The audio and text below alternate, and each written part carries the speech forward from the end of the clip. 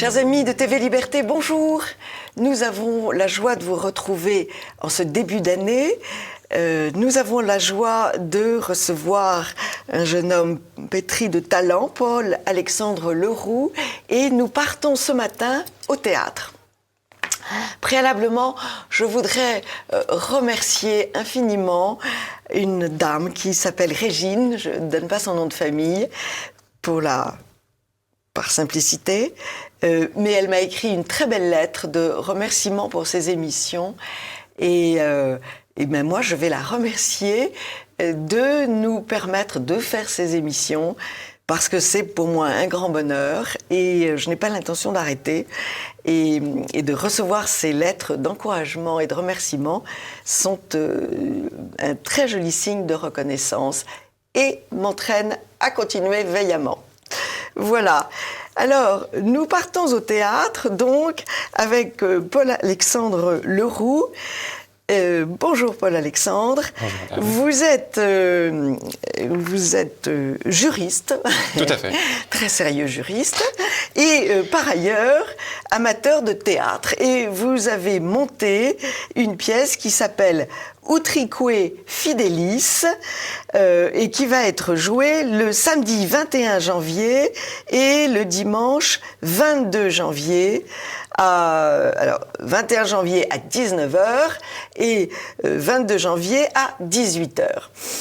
Alors, Théâtre Saint-Léon, dans le 15e, c'est merveilleux, c'est pratique. À côté du métro... La Motte Piquet Grenelle. Et alors, d'abord, vous allez nous dire tout de suite le titre. Utrique Fidelis. D'où vient ce titre? Oui, alors Utrique Fidelis, c'est vrai que c'est un nom peut-être un peu compliqué. C'est un nom latin? C'est un nom latin, effectivement. Et il semblerait, donc on a fait quelques recherches historiques, que Utrique Fidelis, eh bien, ce soit l'une des devises, justement, des Vendéens, oui. Au moment de la Révolution française. Donc Utrique Fidelis, qui signifierait, eh bien, renouer sa fidélité à Dieu et au roi. Voilà. C'était peut-être pas leur seule devise, mais il semblerait, voilà, oui. à travers nos études. Double fidélité. Exactement, voilà. Alors, vous savez, j'ai écrit une biographie de Lavarande et que j'ai sous-titrée Pour Dieu et le roi. Alors, comment vous est venu cet amour du théâtre? Parce que visiblement, c'est pas votre première pièce. Alors, effectivement, on pourrait dire que c'est quand même la première pièce avec une troupe officielle, si vous voulez. Et d'envergure. Oui, voilà, d'envergure. Parce qu'il y a... c'est chanté, dansé... voilà, il y a plein de registres. On est une douzaine de comédiens. Au scène spectacle, on atteint une vingtaine parfois de figurants. Ouais. Et puis, c'est vrai qu'il y a quand même 500 places dans ce théâtre. Donc oui, il y a un peu d'ambition à travers cette représentation.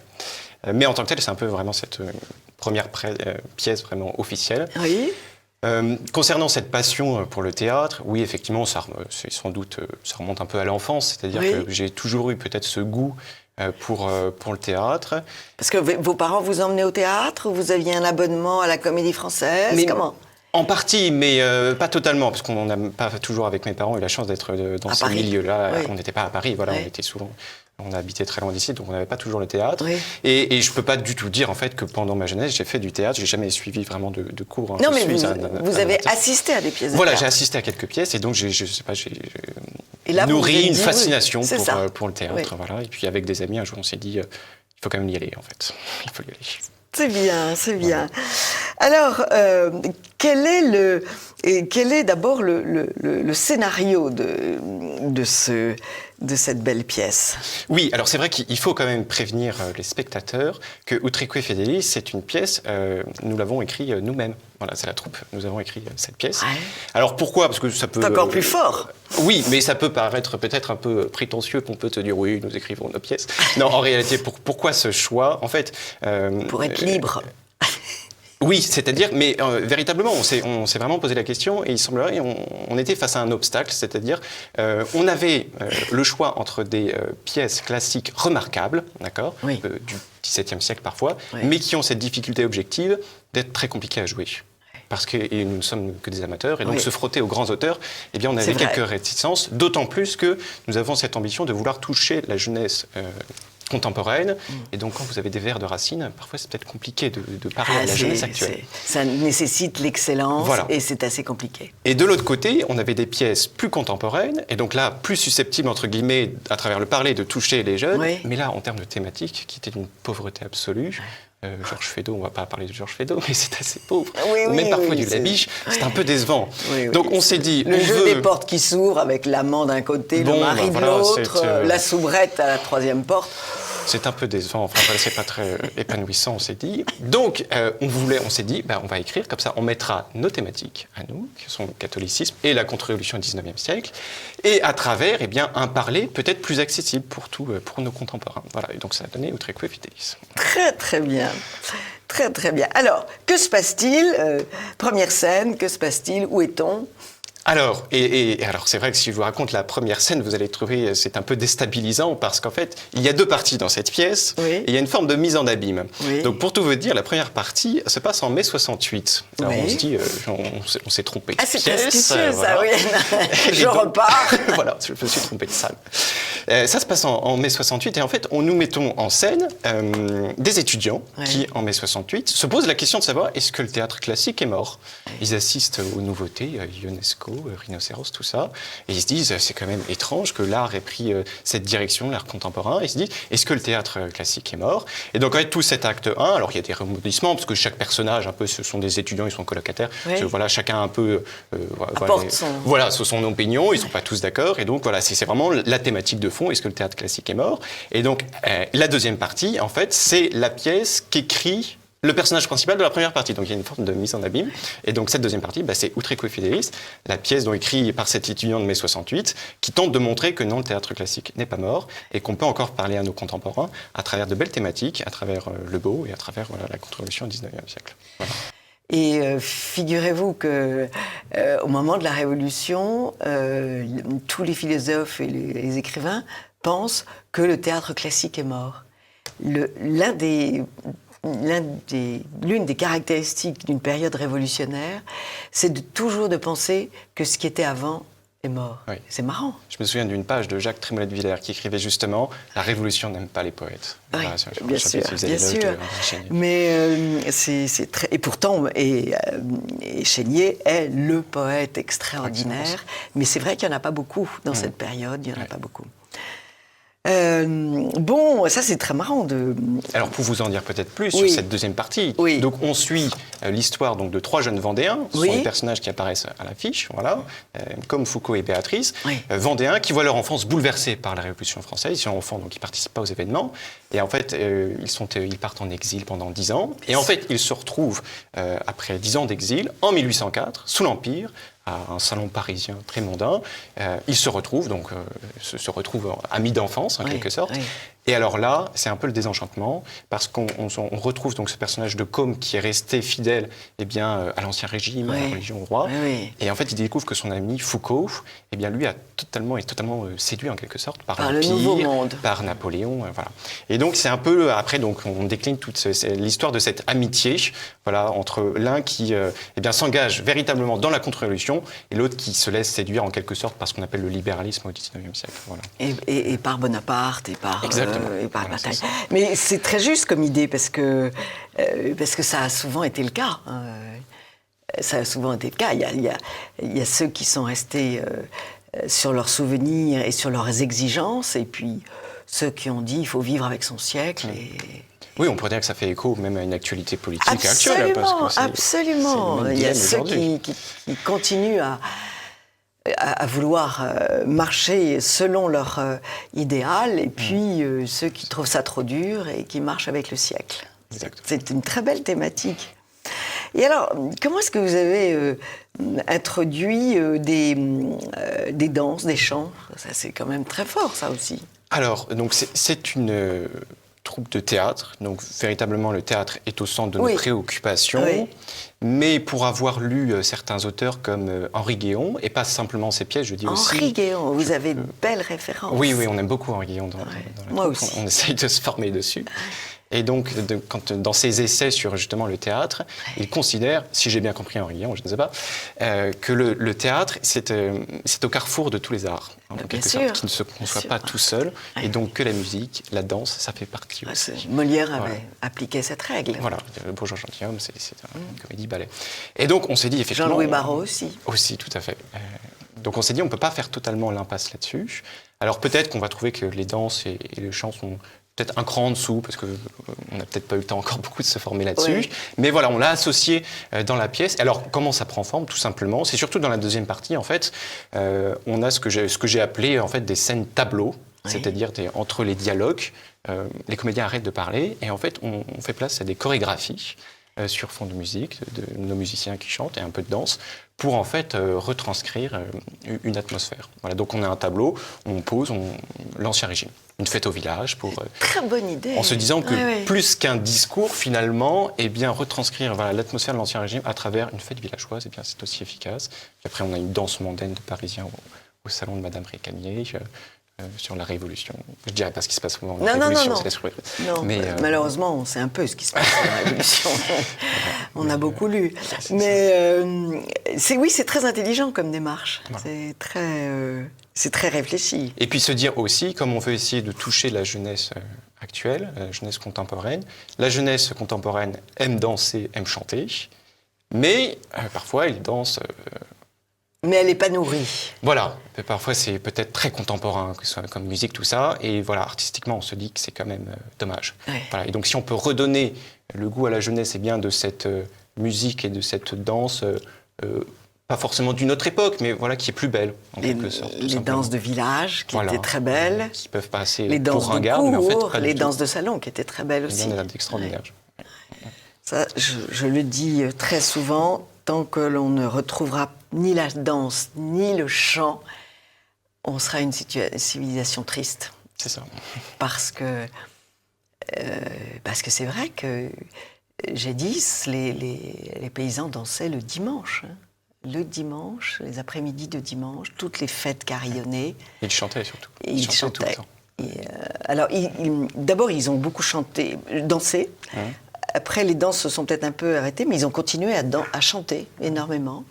Et ça, je crois que toute entreprise dans ce sens, je les soutiendrai parce que c'est, à mon avis, très, très important. C'est pourquoi s'entraîner sur un terrain de foot ou un terrain de tennis et non pas sur une piste de danse. Après tout, c'est un exercice physique aussi. C'est vrai.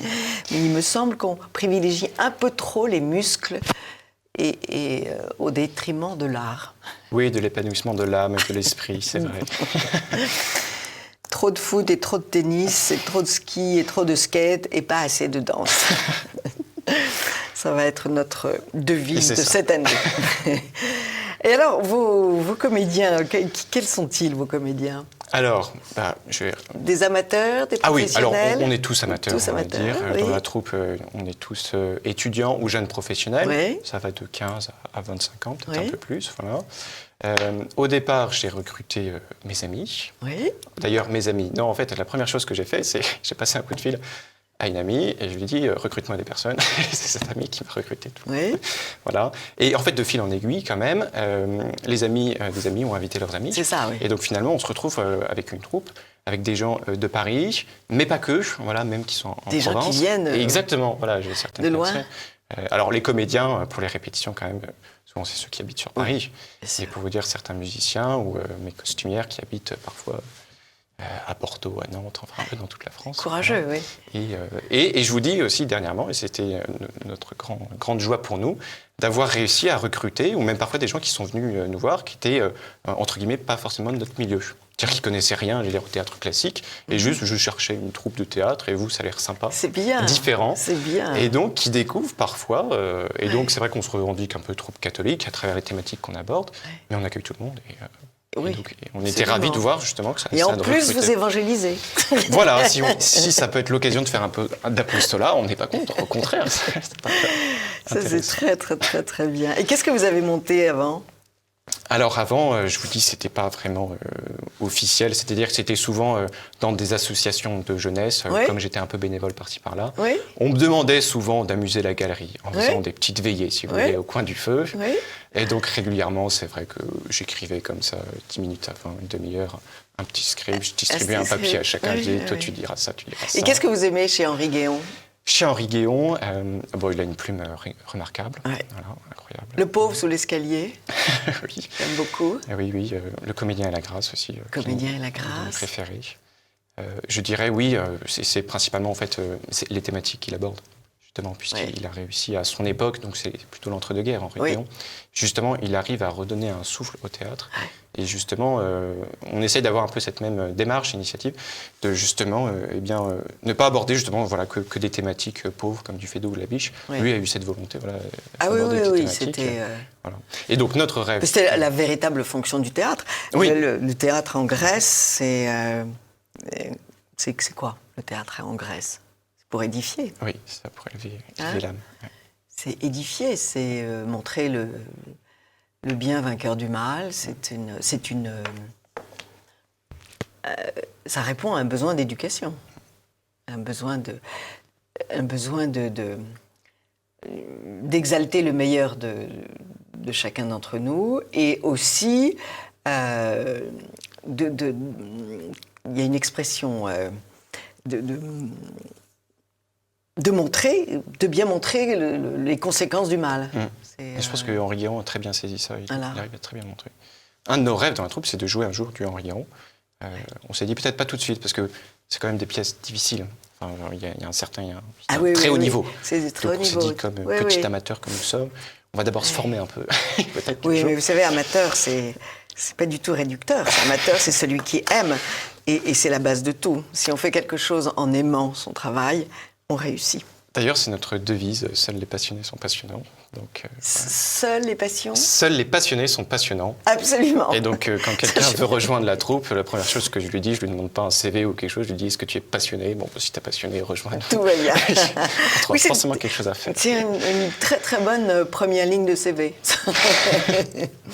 C'est excellent, excellent. Et alors, comment vous faites votre pub? Bon, le public de Saint-Léon... Remarquez, doit y avoir un public de Saint-Léon très habitué, parce qu'il y a de très bonnes pièces. Ah oui, tout le à catalogue Saint-Léon. proposé par Rose Saint-Léon est assez Il y a remarquable. eu la pièce il y a une troupe d'amis avait fait l'Alouette, avait créé l'Alouette, pas créé, non, joué l'Alouette d'Anouilh. C'était absolument somptueux, avec sur la scène comme paysage une immense rosace. Et c'était somptueux. Et le théâtre Saint-Léon nous donne souvent de très très bonnes choses. Ils voient la pièce, ils voient qui vous êtes avant de vous accepter. Comment ça se passe? C'est vrai qu'on s'est rapproché d'eux parce qu'on savait justement que régulièrement ils accueillaient comme ça des troupes qui proposaient. Voilà. Donc ils ont un comité d'accueil Oui, voilà, c'est ça. Ils n'accueillent pas n'importe quoi. Je pense ils pas aiment qu'on bien nous puisse- accueillir. On ne doit pas pouvoir monter du Fédot, comme vous dites. Peut-être, oui, plus difficilement. Mais je vous dis, nous, on ne oui. dépendait pas de leur paroisse, ils nous ont accueillis. Donc voilà, Oui, ils sont assez ouverts. Non, l'autre choix aussi, c'est parce qu'il y a une grande salle au théâtre Saint-Léon. Ah Et comme oui, on c'est voyait une les vraie images. belle salle. Oui, c'est ça. oui. Voilà. Donc chers amis de TV Liberté, si vous êtes à Paris, allez-y. Je pense que vous passerez une soirée fantastique. La Donc, date est simple à retenir, c'est le 21 janvier. Oui. C'était choisi à dessein. Donc, bien sûr, bien sûr, bien sûr, date célèbre entre toutes. Alors, samedi 21 janvier, 19h, et dimanche 22 janvier, 18h. Métro, D'ailleurs, la mode Piquet-Grenelle. petite précision, peut-être que certains le dimanche ont prévu d'aller à la marche pour la vie. Oui. Normalement, la marche pour la vie se termine avant la représentation. Et pas loin. Et pas loin. Et vous avez Et normalement pas loin. une demi-heure de battement pour faire le chemin entre la marche pour la vie. Elle se termine toujours derrière les Invalides? Oui, je crois que oui. Voilà. C'est parfait, oui. Oui, donc les vous allez responsables de la marche nous ont dit on commence vers 13h, je crois. Vous allez à la marche et vous allez... Ouais, les deux sont complémentaires, en fait. vous allez Quelque sorte. vous récompenser d'avoir marché. C'est ça, après l'effort, le en allant voir Utrique Fidelis. Alors, ce qu'il y a d'étonnant, et j'aimerais votre avis là-dessus, c'est qu'il y a plusieurs groupe de jeunes qui montent au créneau du cinéma et du théâtre. Et sur ces sujets de l'Ancien Régime, le vœu de l'épée, la société Hermonia. Tout à fait. Pouvez-vous le présenter? Parce que leur film va sortir fin janvier. Oui, parce qu'ils ont leur avant-première, je crois, le 15 janvier. Voilà. Et oui, c'était ce week-end et c'était trop tard pour moi de faire venir le créateur. Le vœu de l'épée, c'est le vœu de Louis XIII, de consacrer la France à Notre-Dame. Oui. Alors c'est aussi c'est un film de cap et d'épée, beaucoup de galopades, beaucoup de combats. Fait par des amateurs, mais je crois que le résultat est à la hauteur de leurs espérances. Ils font C'est du très bon boulot. Vous nous invitez. Bon, c'est soutenu par le Souvenir vendéen et la ville de Fontenay-le-Comte. Tout à fait, c'est ça. Il y a aussi une autre... il y a le grand film... Du Puy du Fou. Du Puy du Fou, alors, Vaincre ou mourir, vous l'avez déjà vu? Pas encore. Mais ça, je connais bien. Moi non plus, et ça, c'est la vie de Charette. Tout à fait. Et puis, le film de notre ami Baudouin, Un dîner aux chandelles, on peut le trouver sur Internet, on peut le voir en salle. Comment se fait-il qu'il y ait ce regard sur l'Ancien Régime de différents points de vue et c'est un refus des mensonges actuels, une vérité trop occultée. Qu'est-ce qui se passe? C'est vrai que c'est assez flagrant de constater qu'il se multiplient, comme vous dites, ces initiatives pour... mais sans doute, comme vous dites, c'est une opinion, mais il me semble effectivement que plus la situation va mal, entre guillemets, et on sait que notre société... va pas très bien. Voilà, c'est ça pourrait aller mieux. Les crises semblent de plus en plus s'aggraver. Et donc peut-être que face à cette crise, eh bien, les jeunes de plus en plus se disent, prennent conscience en fait de la nécessité du combat. C'est-à-dire que si moi-même je ne fais pas quelque chose, eh bien tout va s'effondrer. En fait, je vais assister passivement, comme ça, à la chute de notre civilisation. Et donc, je pense que ça motive certains... C'est une réaction de combat. Oui. Voilà. Et peut-être qu'il y a encore 50 ans, on se disait il existait encore des structures et donc on n'osait pas y aller parce qu'on se disait non, j'ai pas le niveau, je sais pas écrire, je sais rien faire. Mais aujourd'hui... Et la catastrophe n'était pas aussi criante. Voilà, c'est ça. Et donc peut-être que là, on a atteint un tel niveau de déliquescence, entre guillemets, qu'on se dit mais c'est maintenant ou jamais. Et si c'est pas moi, ce sera personne. Oui. Peut-être qu'il y a un peu de ça. Et donc, mais je pense que toutes ces initiatives sont à favoriser, à soutenir, parce qu'il y a beaucoup de bien à faire. Et donc, voilà. Relever le gant. Exactement, voilà. Pour employer une expression de l'ancien temps. Tout à fait. Eh bien, bravo, Paul-Alexandre Leroux. La troupe des Ménestrels. On n'avait pas encore prononcé le nom de votre troupe. C'est vrai, oui. La troupe des Ménestrels. C'est la troupe des Ménestrels. C'est peut-être pas très original de s'appeler les Ménestrels. Oui, mais c'est un joli mot. C'est un très joli mot. Donc, il faut l'employer. En fait, on l'aimait bien, voilà, et on pensait pas que ça allait aller aussi loin. Donc, on n'avait pas du tout pensé au nom d'un point de vue de la communication, quoi que ce soit. C'est juste au début. Oui. Voilà. Mais bravo pour cette initiative. Je me réjouis d'aller vous entendre. Donc, je vais y aller samedi, 21 janvier, à 19h. Et je vous remercie d'avoir eu cette initiative d'un spectacle chanté, dansé, à la fois contemporain et de l'ancien temps. Bravo. Et à très vite pour le prochain spectacle. Nous vous attendons aussi. Merci à vous pour l'intérêt que vous nous portez. Au nom de toute la troupe, on est vraiment merci beaucoup, Paul-Alexandre. Et à samedi prochain. Samedi 21 janvier. Sans faute. Merci beaucoup.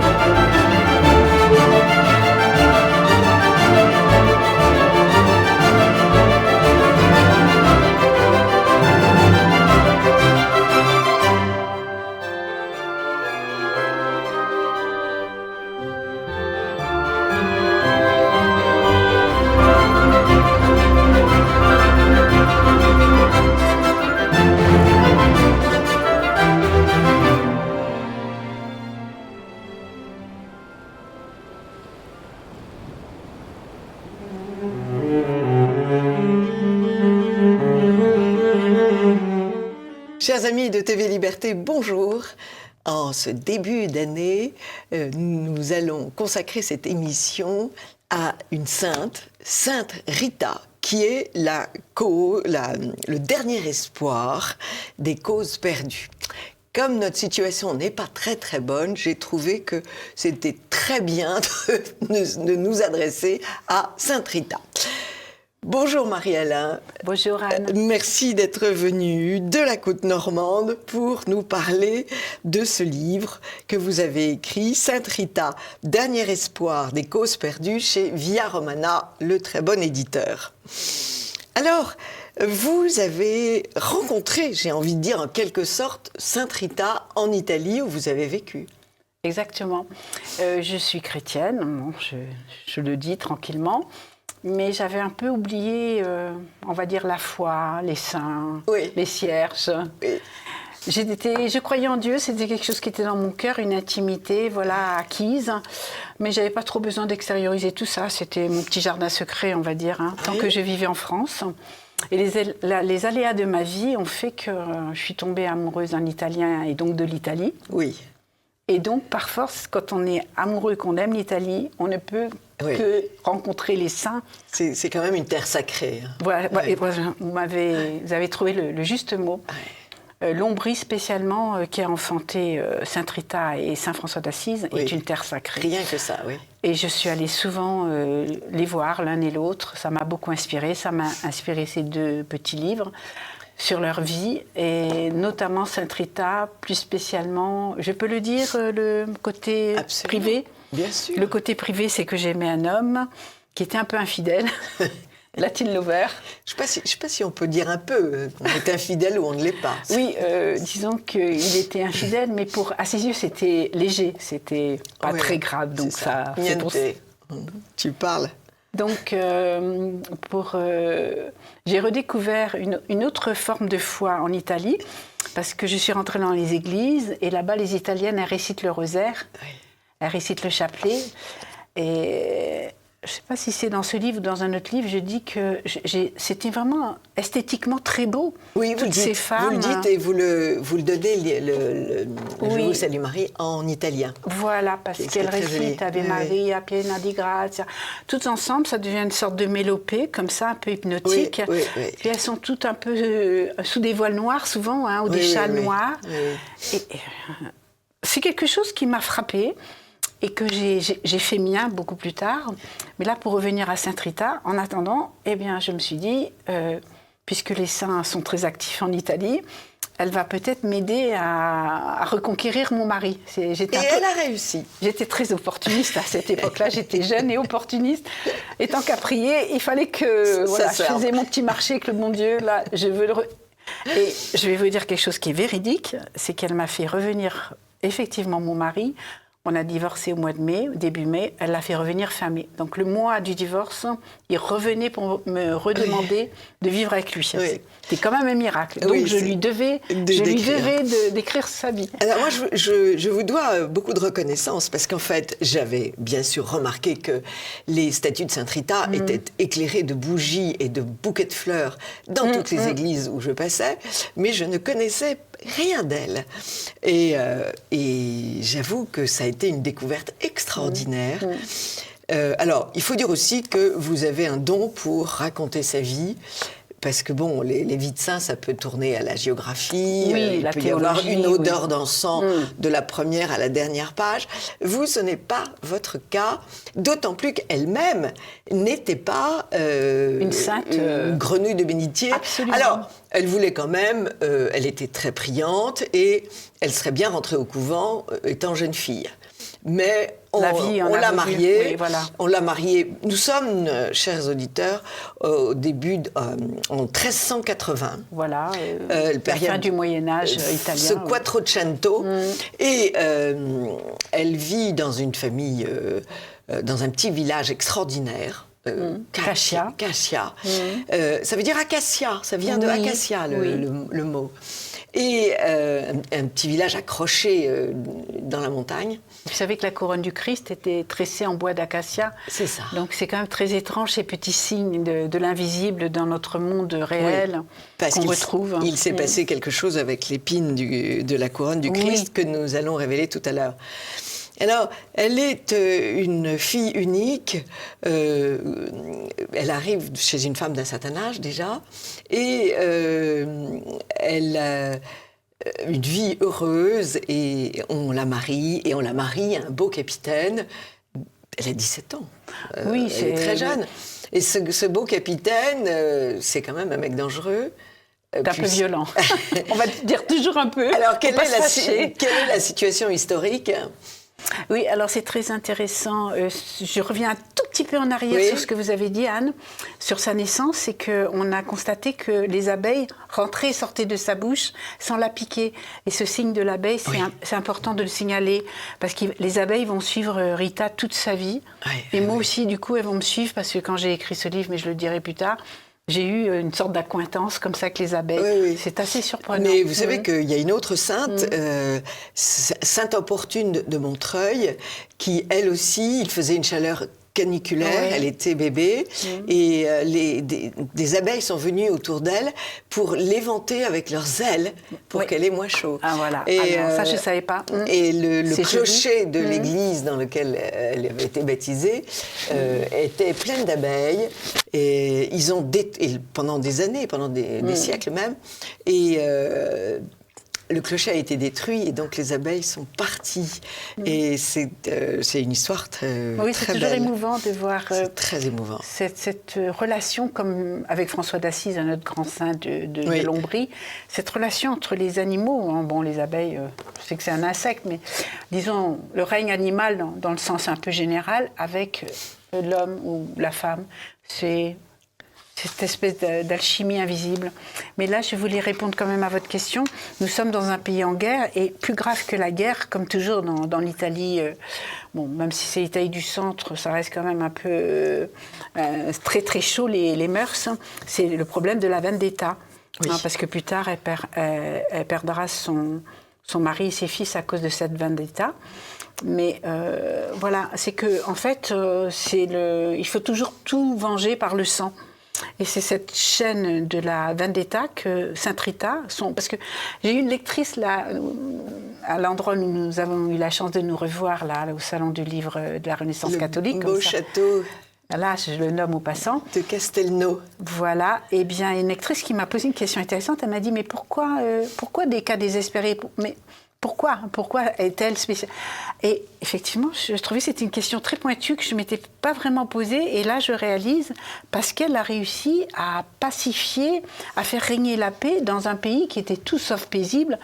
La paix entre les familles. Il y a un très beau tableau d'ailleurs là-dessus sur la paix des familles à Caccia, où tout le monde s'embrasse, toutes les familles ennemies. Alors c'est les Guelfes contre les Gibelins, cette grande guerre, et c'est les partisans du pape contre les partisans de l'empereur. Exactement. Donc d'un côté, en quelque sorte, les chrétiens, les catholiques, et de l'autre côté, on dirait aujourd'hui les laïcs. C'est le contexte historique de la guerre.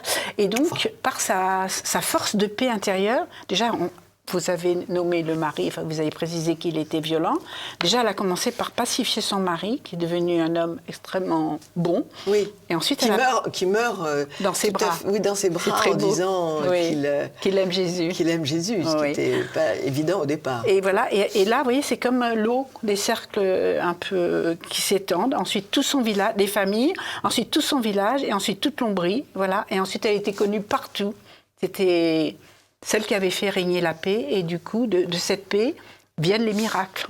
Pour montrer combien cette période était sinistre, il y a un chant populaire en l'honneur des enfants tués.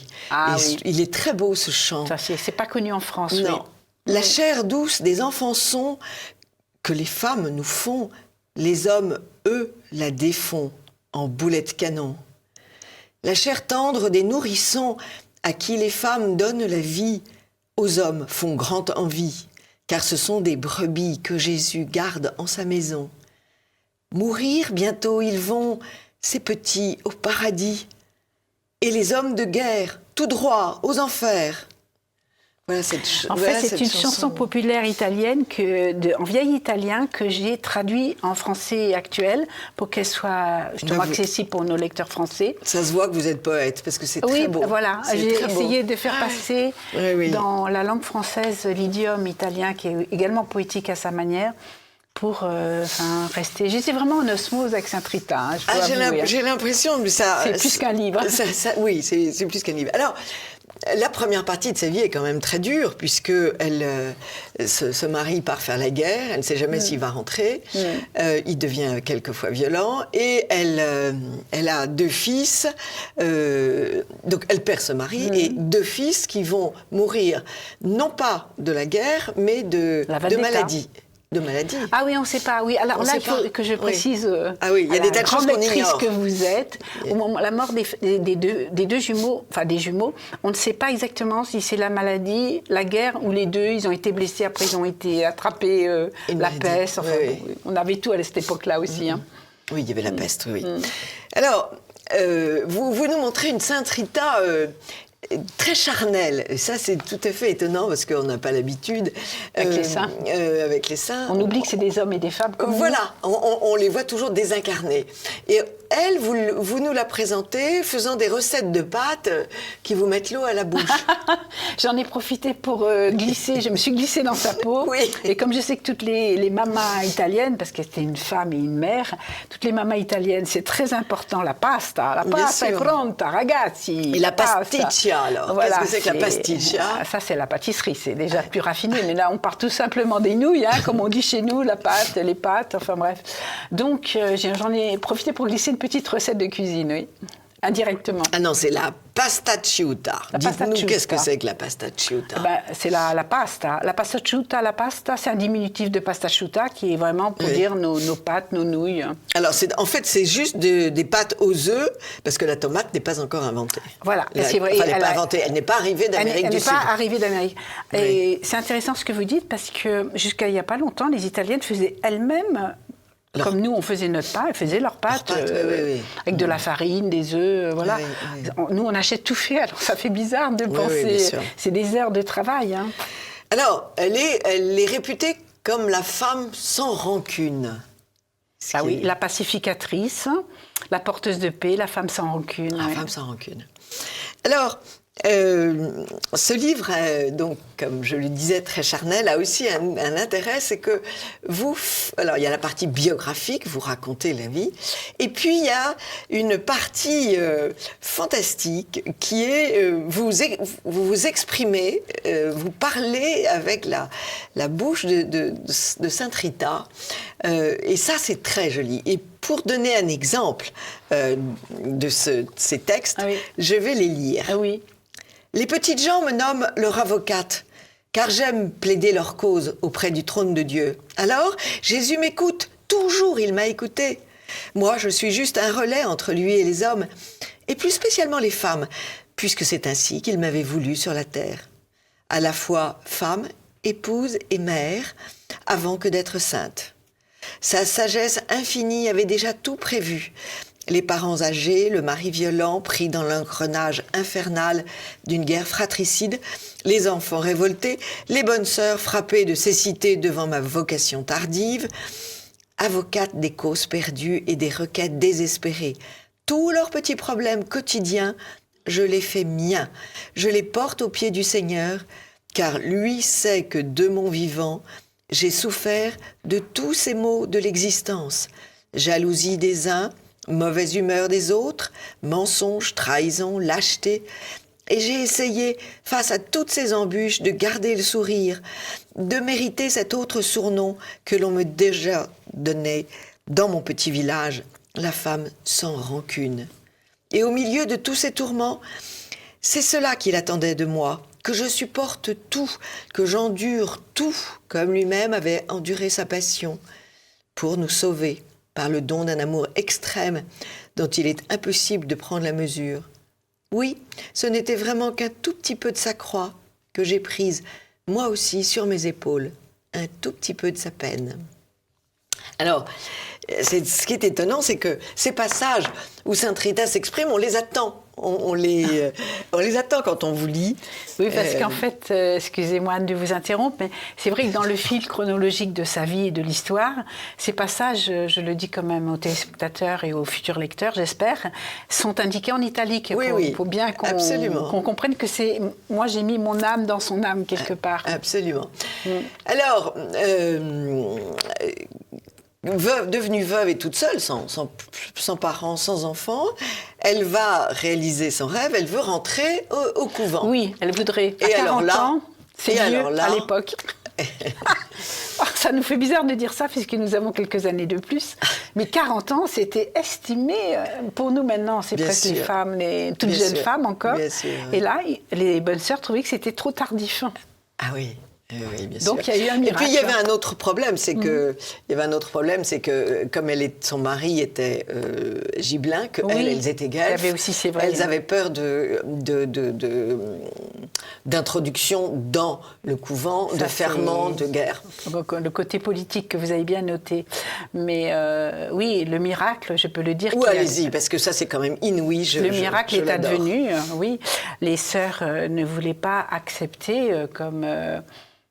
qu'elle rentre. Comme moniale, cette femme d'âge mûr, pour elle, et puis en plus dans le mauvais camp politique. Eh bien, si c'était ça, le bon Dieu, il a fait carrément rentrer Sainte Rita. Elle s'est découverte entre les murs un matin, elle était là. Saint Jean-Baptiste et Saint Nicolas de Toledano la prennent sous le bras. C'est le vol céleste. Et lui font passer au-dessus de la clôture, au-dessus des murailles. Elle se retrouve dans l'église. Intramuros, voilà. Alors du coup, là, les sœurs ont dû s'incliner. La mère abbesse se dit, là, il y a quelque chose. Premier grand miracle, oui, si on veut.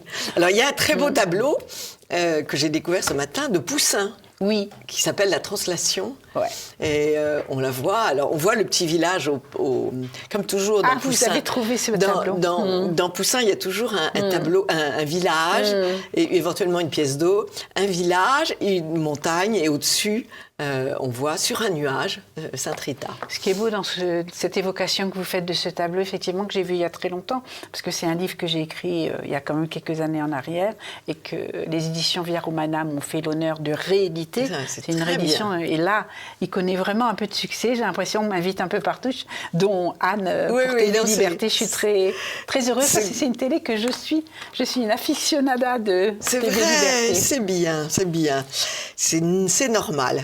Donc, nous entendons bien, donc nous devons aimer les mêmes choses. Nous en étions à ce miracle qu'elle soit dans les murs du cloître des sœurs augustiniennes, et donc alors avant, elle fait elle-même des miracles.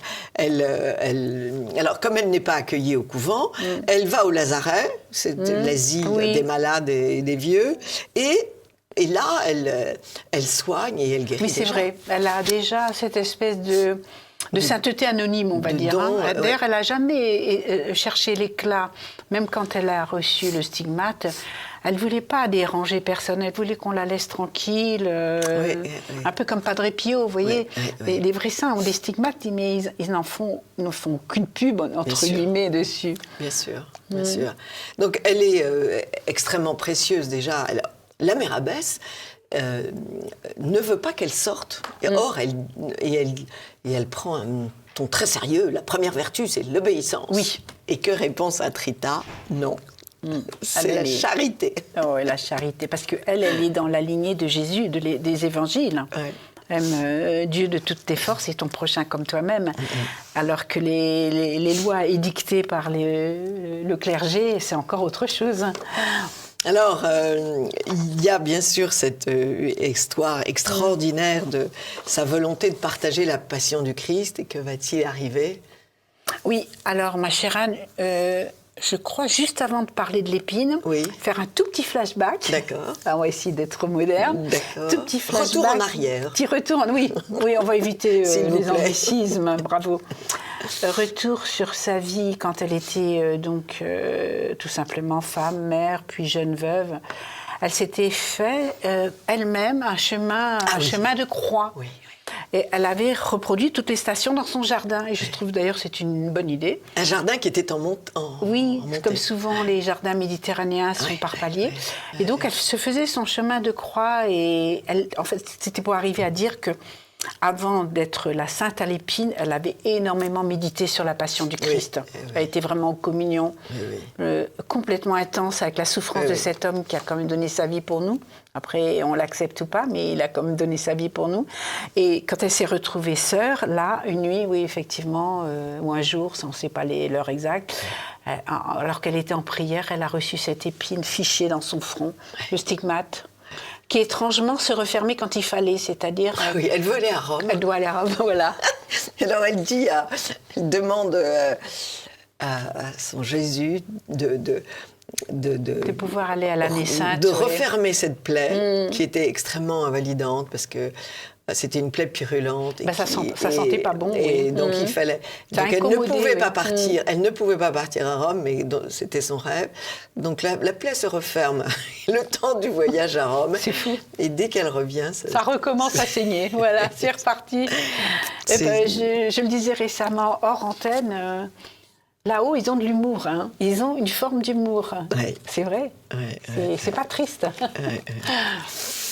Et alors, ce qui est d'inouï, encore une fois, c'est sa simplicité. Je n'ai fait aucun calcul, dit-elle, j'ai simplement aimé. Aimer. Comme tous les grands saints, hein. Un seul mot, amour. Amour dans le sens universel, aimer. Aimer la nature, aimer autrui, aimer Dieu, bien sûr, d'abord et avant tout, mais comme Dieu est créateur de tout, aimer toutes ses créatures. Ouais. C'est simple, hein. C'est trop simple, ça devient compliqué parce que c'est tellement simple qu'on ne l'entend plus, ça. Alors, elle va être béatifiée en 1628 et elle sera sanctifiée par Léon XIII en 1900. Oui, oui. Longtemps après, donc. Très tardivement. Mais c'est le cas de toutes ces... C'est le cas de beaucoup de saints, c'est que la reconnaissance populaire vient bien avant c'est la reconnaissance populaire du Vatican. Qui oblige, quelque part, qui fait une pression indirecte sur le clergé, oui. Et, parce que bon, c'est flagrant, encore une fois. Ah oui, puis moi, miracle. Et moi, qui ai toujours les yeux qui traînent, je vois bien la tête des gens et des femmes qui viennent devant Sainte Rita. On voit toujours qu'elles ont un fardeau sur les épaules incommensurable. C'est un gros fardeau. Mais, chère Anne et chers téléspectateurs, il faut vraiment dire que après, on peut ne pas y croire, mais bon. Donc, elle m'a fait revenir mon mari, comme je disais. J'ai une petite abeille qui m'a suivie jusqu'à quand je suis rentrée en France et tout, qui se posait sur ma main sans me piquer. Donc, j'ai des petits signes comme ça, mais ça, c'est pas des miracles. Mais là où je voulais en venir, on a des choses très sérieuses. Même une grande maladie, la réussite à un examen très dur. Enfin, moi, j'ai eu des témoignages, et puis on le voit à travers tous les ex-voto. On le voit avec les ex-voto. Elle le fait. Et vous la priez. Alors, ce qui est bien, c'est de faire une neuvaine. Alors, une fois, quelqu'un m'a dit, mais pourquoi il faut prier quand même 9 jours, comme ça, c'est long? Je sais pas, pense que oui, c'est long. Non, c'est pas long. Mais ce qui est étonnant, c'est que vous donnez les prières. Oui. Vous donnez à la fin les prières adéquates. C'est quand même, c'est un livre très pratique, je vous le dis, chers amis. Vous avez des recettes de partie prière. Des parties. Et alors, notamment, Yves Klein avait une grande vénération pour Sainte Rita. Qui? Yves Klein. Ah, Yves, Yves Klein, le peintre. Enfin, oui. Ah oui, il a fait, je sais pas, on ne peut pas mettre la couleur dans un livre évidemment, mais pour ceux que ça intéresse, ils tapent, ils vont sur Google. Oui. Ça s'appelait, il a fait une œuvre sur Rita. Ah oui. De plusieurs couleurs, je ne sais plus le nom. Là, oui, c'est carrément... J'ai un petit trou de mémoire. C'est carrément une œuvre. Comme je l'ai écrit il y a assez longtemps. Il a fait une très grande œuvre murale dédiée parce que justement, je ne sais plus, elle lui avait fait un miracle tellement spectaculaire qu'il lui avait dédié une œuvre. Alors, ce qui est joli aussi, c'est que vous nous donnez à la fin du livre des tas d'indications sur les coutumes. Vous nous parlez des porte-paix du Christ. Ah oui, oui. Porta Croce, là-bas, je crois. Oui, mais ça c'était en Italie. C'était en oui. Italie. Alors qu'est-ce que c'est qu'un porte-paix? Eh bien, c'était un citoyen lambda qui, comme maintenant, vous savez, dans les tribunaux, ils désignent un citoyen lambda, vous savez, pour être médiateur, participer au jury. Oui. Eh bien, là, c'est pareil. On a certains hommes ou certains étaient volontaires et ils déambulaient pour porter les couleurs de la paix. Il y avait sûrement un étendard, quelque chose à l'époque qui représentait peut-être la Vierge avec comme reine de la paix, ce genre de choses. Alors, ce que j'ai vu, c'est que j'ai appris aussi que vous ne parlez pas, bien sûr, de toutes les églises à Sainte-Rita, parce qu'il y en aurait trop, mais il y en a une à Fontenay-aux-Roses, que je vais m'empresser d'aller voir. D'accord. Et il y a celle, malheureusement, qu'ils ont supprimée, où ils faisaient la bénédiction des animaux. À Paris, oui, à bien Paris. sûr. Il y a eu beaucoup de luttes pour essayer d'empêcher la fermeture. Elle a été fermée, finalement. Je sais que celle-là, elle a été fermée, c'est le 15e. Oui. Et par contre, celle qui demeure, c'est celle en face du Moulin Rouge. Le quartier le plus chaud de Paris. Ah oui.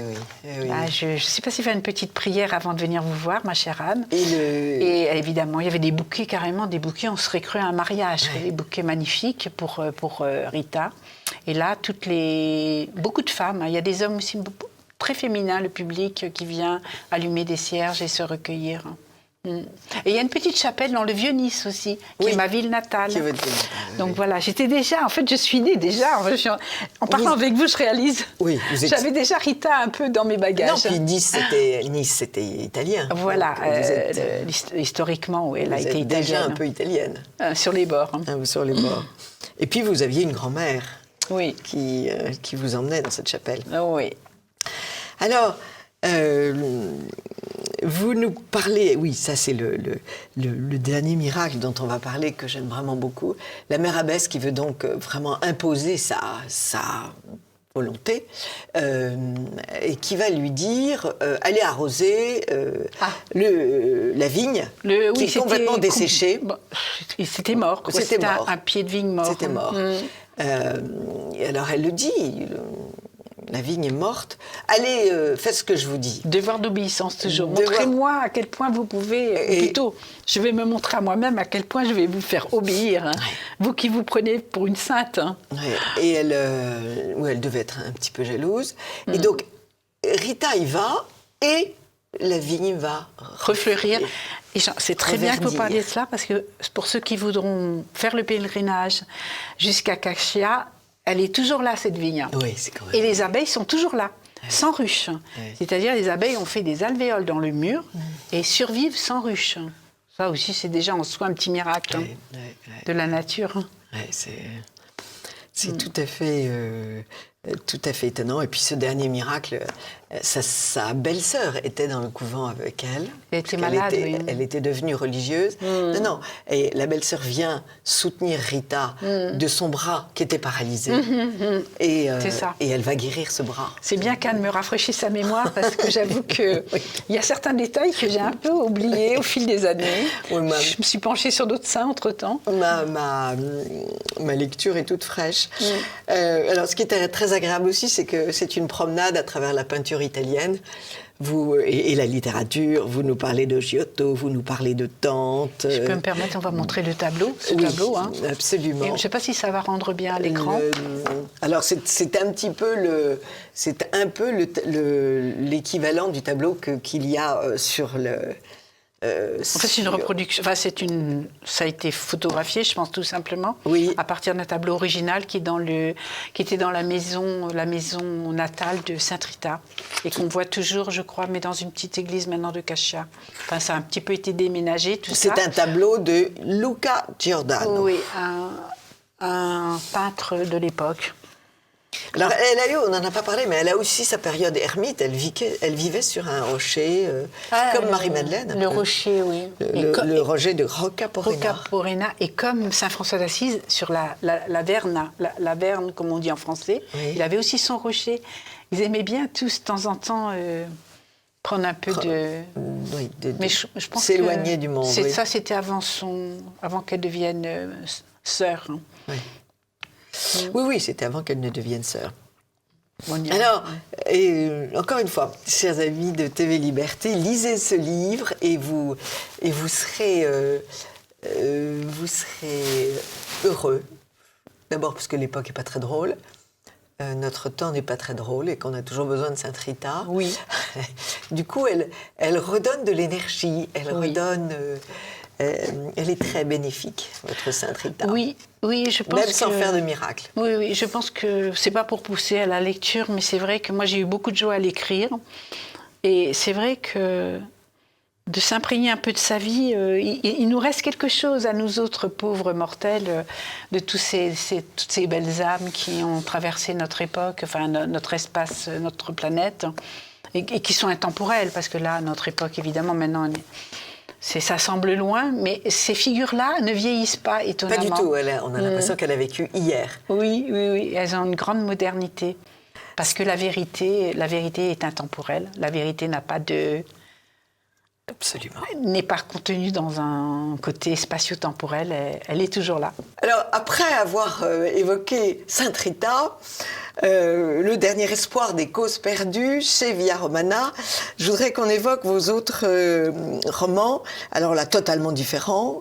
J'ai lu, parce que vous me l'avez envoyé en PDF, Une maison en Toscane, qui est... Alors, c'est les éditions Ex Aequo. Alors, c'est là aussi une plongée dans l'Italie. On est à Florence. C'est l'histoire d'un amour fou. Et on sent, mais on se promène dans Florence et à l'extérieur de Florence, puisque cette maison en Toscane, elle est en hauteur. On se régale. Merci beaucoup, Anne. Si je puis me permettre, là, il y a un fil invisible entre ces deux livres, à savoir que, évidemment, c'est le même auteur, mais c'est surtout, quelque part, la même histoire. Parce que c'est pour cet homme-là, cet homme qui m'a un peu trahi, entre guillemets, c'est pour lui que j'ai prié Rita. Donc, oui, bien sûr. Vous allez trouver des petits clins d'œil d'un livre à l'autre sur l'Italie. Absolument. Et alors, c'est un livre à la fois très triste, mais aussi très heureux, parce que vous chantez les joies de l'amour et que c'est très bien, et que puis c'est surtout que vous écrivez en poète. Vous êtes vraiment poète. Hein. J'ai commencé par des poèmes quand j'étais enfant. Et comme beaucoup d'auteurs, la poésie, c'était mon expression. Je faisais des bouts rimés à 4 ans. Vous êtes vraiment poète. Mon père était militaire. Je me souviens, mes premiers spectateurs, je suis un peu émue. J'avais dans les 4 ans et j'ai récité un petit poème à ma maman. On m'a fait monter sur la table et je me souviens encore que j'avais une jupe à volants, c'est les petites filles. Et j'étais contente parce que mes volants, ils tournaient. Voilà. Et voilà. Et c'était la poésie. Puis en grandissant, j'ai fait des études de lettres, je suis devenue enseignante. Je vous abrège.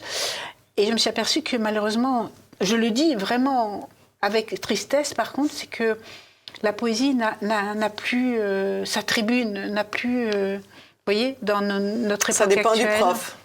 Ça dépend du prof. Il faut l'imposer. Je parlais des médias. Je veux dire, on avait le club des poètes. Vous savez, on n'a plus rien. Il faudrait donner une audience à la poésie.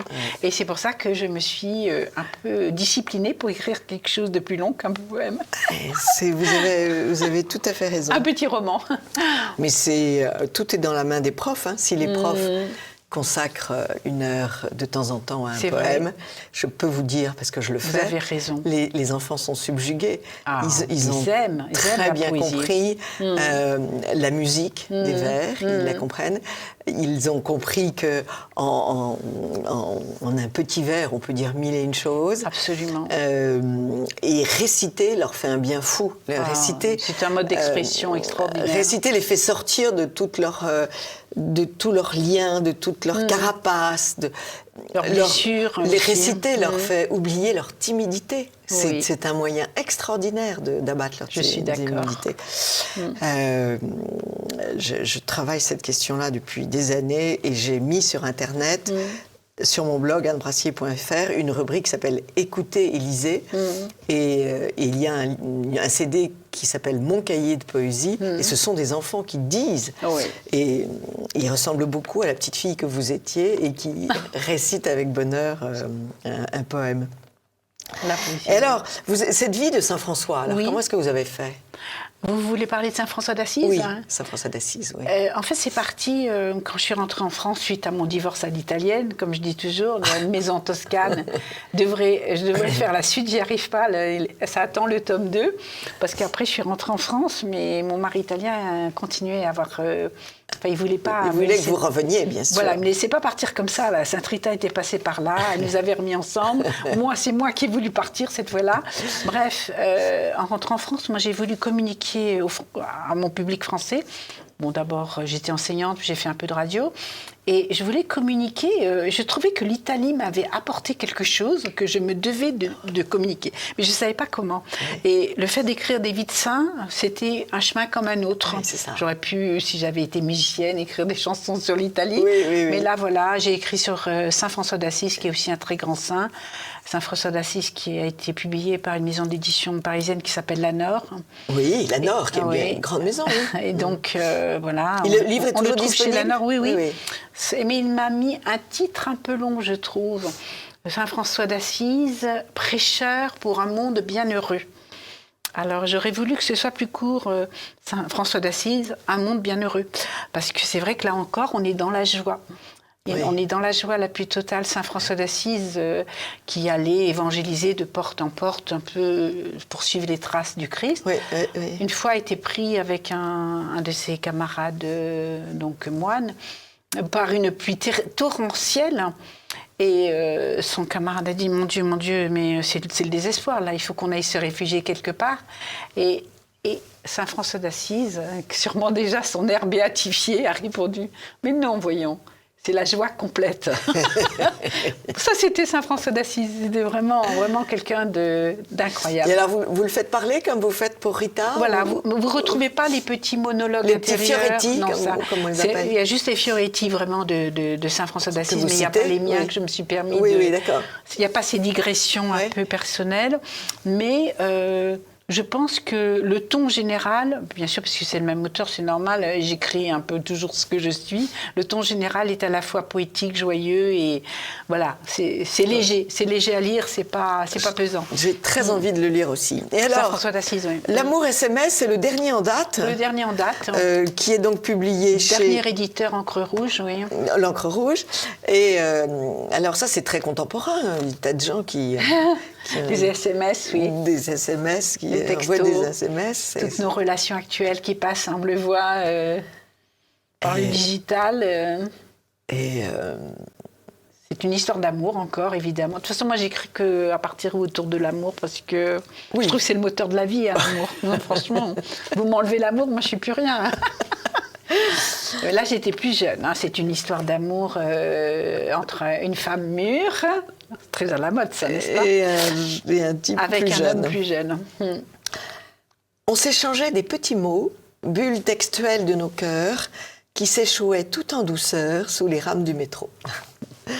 Ça, c'est amusant. Alors, je vais lire. Et je parle de Dieu, parce que, comme évidemment, oui. je ne peux pas ne pas parler de Dieu. Non. Alors là, à cette époque-là, donc vous l'avez converti? Non, mais je vais vous dire quelque chose qui va, je pense, amuser tout le monde. C'est qu'à cette époque-là, donc, c'était retour d'Italie. Oui. Bon, je suis encore jeune, n'est-ce pas? La petite cinquantaine, très, très en forme. Et je m'attaque au premier poste d'enseignement que je trouve. C'est une école d'enfants sourds, malentendants, comme on dit, hein, pour être correct. Donc, enfants malentendants, j'apprends un peu la langue des signes. Oui. Faut que tu travailles, parce qu'autrement, je vais téléphoner à papa ou à maman. Voilà, ça, c'est les 3 mots de base qu'on répète tout le temps, travailler. Mais en fait, ces enfants-là, ils communiquent avec vous par télépathie. Bien sûr. Ils lisent sur vous. Ils lisent dans vos yeux. Ils lisent, oui. Ah, oui, je sais bien. Ils ont des stratégies même pour... Enfin, il y a un des enfants qui m'a fait presque des tours de magie. J'avais tapé mon code pour entrer dans mon portable. Il m'a dit, maintenant, madame, éteignez. J'ai éteint. Et puis, il m'a dit mon code. Hein, parce que lui, il était sourd et malvoyant en plus. Oui. Enfin, il commençait à devenir malvoyant. Enfin bref, tout ça pour dire, pour revenir au sucre du livre, c'est que j'aime un homme qui ne m'aime pas comme je voudrais, comme toujours. Problème féminin. On est rarement aimé comme on voudrait, Marie-Hélène. Et donc, pour les grandes amoureuses. Voilà. Et donc, on communique par SMS, mais malgré des centaines de SMS, l'histoire, c'est que finalement, je communique mieux avec mes enfants sourd, enfin, ou malentendant, qu'avec mon amant, qui, lui, est bien entendant, on va dire, mais qui ne m'écoute pas, quoi. Voilà. C'est très joli. Et alors, l'été prochain, Sous les sycomores, qu'est-ce que c'est? C'est une autre petite romance. Alors là, c'est un éditeur, Ex-Aequo. C'était Ex-Aequo encore, qui m'a repris un roman de jeunesse. Ça, c'est vraiment un roman de jeunesse. C'était sur le cadre de ma première vie de femme. Ça, c'est bien avant l'Italie. J'étais très jeune. J'avais même pas 30 ans et j'ai écrit ça. Voilà, c'est un peu un fantasme. C'est un fantasme d'amour, évidemment. Plein d'amour, mais c'est assez sensuel, voilà. Et vous avez... mais vous êtes très sensuel, ça. Même en écrivant sur les seins, vous êtes très sensuel. Et vous avez un manuscrit en cours. En cours. Bonne question. Alors, j'ai une petite sainte dans mes tiroirs, enfin, même pas dans mes tiroirs, sur mon ordinateur. Oui. Marie-Madeleine. Marie-Madeleine, oui. Qui devrait sortir à Via Romana. Très Une vie bien. de Marie-Madeleine. Très bien. J'ai hâte, parce que j'en ai lu beaucoup des vies de Marie-Madeleine, mais ce sont toujours des exercices extraordinaires, parce que, comment vous dire, ces vies transcrivent tellement la vie de leurs auteurs, de leurs biographes, que c'est toujours passionnant. Ah oui. C'est chacune prend un petit bout de la vie de Marie-Madeleine, et le sujet est toujours extraordinairement renouvelé. Il faut dire que vous êtes une lectrice passionnée et passionnante. Oui, je suis une grande lectrice. Et vous êtes aussi une autrice passionnante. Non. Moi, je ne suis que biographe, mais je ne suis pas du tout comme vous, romancière. Vous avez une imagination extraordinaire. En tout cas, merci beaucoup, Marie-Alain. On attend votre Marie-Madeleine. Oui. Et chers amis, eh bien, lisez cette Sainte Rita, dernier espoir des causes perdues. On a tous plus ou moins une cause perdue dans nos vies qui a besoin d'avancer tout au moins. Qui a besoin d'avancer. Et donc, c'est utile de lui en parler. Moi, je suis petite paysanne italienne, très terre à terre. Voilà. Merci, Anne. Merci, Marie-Alain. Merci beaucoup. À très vite. Et à l'année prochaine, à lire Sous les pommiers. Volontiers. Nous l'annonçons dès maintenant. Bien parce sûr. Que c'est un bel événement. C'était un événement tellement magique. Bucolique. Qui nous a fait nous rencontrer dans ce cadre somptueux, au-dessus de Trouville. D'un château, oui. Nous allons rencontrer avec une hôtesse merveilleuse que nous allons recommencer. Chers amis de TV Liberté, à très vite.